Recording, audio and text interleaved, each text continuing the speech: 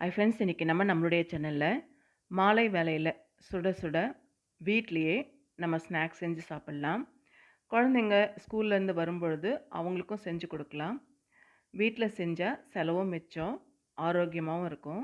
இன்றைக்கி நம்ம செய்ய போகிறது ரிப்பன் பக்கோடா தான். வீட்டில் சுலபமாக ஈஸியாக எப்படி செய்கிறது அப்படிங்கிறது தான் பார்க்க போகிறோம்.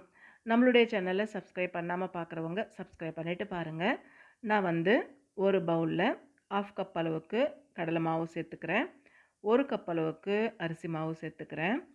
1/4 கப் அளவுக்கு பொட்டுக்கடலை மாவு சேர்த்துக்கிறேன். இது மிக்சியில் அரைச்சிட்டு ஜலிச்சிட்டு சேர்த்துக்கணும். மீதி இருக்கிற பொட்டுக்கடலை நம்ம இட்லி பொடியாக கூட நம்ம செஞ்சு சாப்பிட்டுக்கலாம். இப்போ சால்ட் சேர்த்துக்கிறேன்.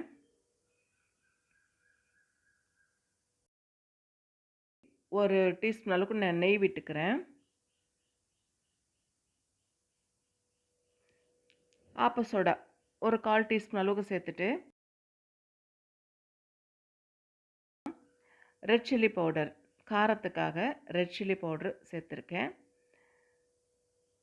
எள்ளு சேர்த்துருக்கேன். ஒரு டீஸ்பூன் அளவுக்கு எள்ளு சேர்த்துக்கணும். வெள்ளை எள்ளோ கருப்பு எள்ளோ உங்கள்கிட்ட எந்த எள்ளு இருக்கோ அதை சேர்த்துக்கலாம்.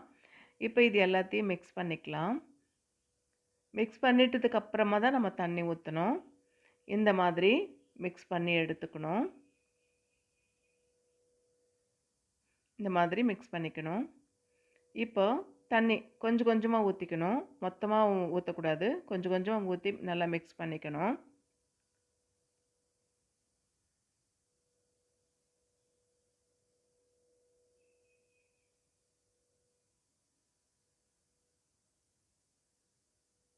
இந்த மாதிரி மிக்ஸ் பண்ணி எடுத்து வச்சிடணும்.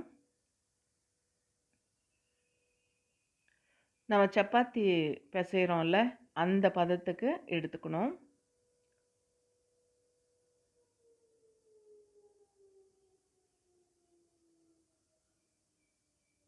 இப்போது ஒரு பேனில் ஆயில் விட்டுக்கலாம். ஆயில் நல்லா சூடானதுமே ஒரு டீஸ்பூன் அளவுக்கு எடுத்துட்டு, நம்ம ஏற்கனவே வச்சுருக்குறோம்ல அந்த மாவு கலந்து வச்சுருக்கோம் இல்லையா, அதில் ஊற்றி நல்லா மிக்ஸ் பண்ணிக்கணும். நல்லா மொறுமொறுப்பாக இருக்கும்.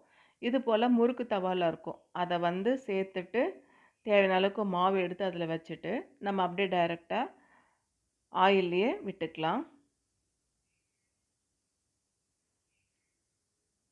ஒரு பக்கம் வெந்ததும் இந்த பபுள்ஸ் எல்லாம் அடங்கினா ஒரு பக்கம் வெந்துடும். ஒரு பக்கம் வெந்ததும் இதை மறுபக்கம் திருப்பி விட்டுக்கணும்.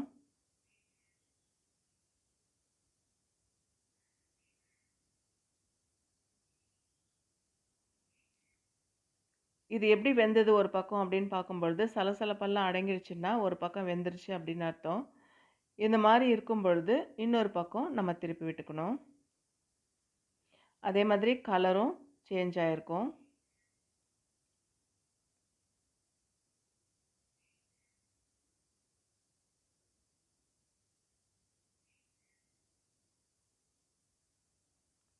கலர் நல்லா சேஞ்ச் ஆகி வருது பாருங்கள்.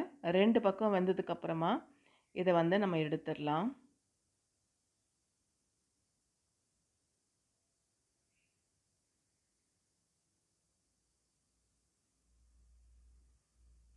அவ்வளவுதான், சூப்பராக ரெடி ஆகிடுச்சு ரிப்பன் பக்கோடா. இது ஈஸியாக செஞ்சு முடிச்சிடலாம். கடையில் வாங்குறத விட நம்ம வீட்டில் செஞ்சோன்னா கொஞ்சம் அதிகமாகவும் நம்மளும் சாப்பிட்லாம், நம்ம குழந்தைங்களுக்கும் கொடுக்கலாம். யாராவது வீட்டுக்கு வந்துட்டாங்கன்னா டக்குன்னு இது செஞ்சு கொடுத்துடலாம். அவ்வளவுதான், சூப்பராக ரெடி ஆகிடுச்சு ரிப்பன் பக்கோடா. இதே போல் நீங்களும் இதே அளவுகளோடு செஞ்சு பார்த்துட்டு எப்படி வந்திருக்குன்னு கமெண்ட் பாக்ஸில் கமெண்ட் பண்ணுங்கள். தேங்க்யூ.